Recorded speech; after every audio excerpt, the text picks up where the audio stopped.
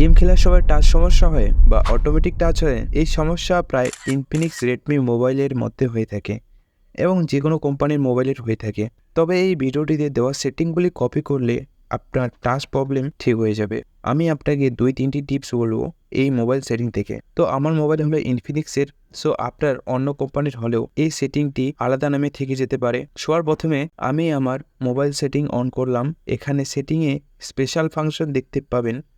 আপনার মোবাইলে আলাদা নাম থাকতে পারে, তা খুঁজে নেবেন। দেন আপনাকে এখানে একটি সেটিং খুঁজে বের করতে হবে। সেটিংটি হলো লাইটিং মাল্টি উইন্ডো।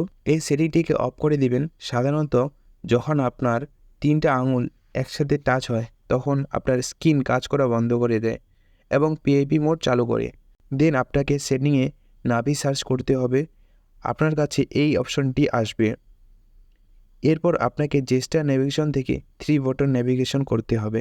এতে আপনার মোবাইলের সাইড বা কর্নারে আঙুল লেগে গেলে গেম মিনিমাইজ হবে না বা ব্যাক আসবে না এবং টাচ সমস্যা হবে না। তারপর আপনাকে 3 ফিঙ্গার স্ক্রিনশট বন্ধ করে দিতে হবে।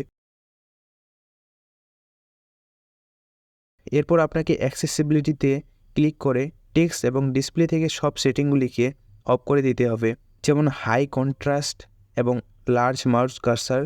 এতে আপনার মোবাইলের টাচ সমস্যার সমাধান হয়ে যাবে। টাচ সমস্যা ঠিক হলেও গেম খেলার সময় আপনার যদি মোবাইলের পিং হাই হয়ে যায় তাহলে আপনি এই ভিডিওটি দেখে আসতে পারেন।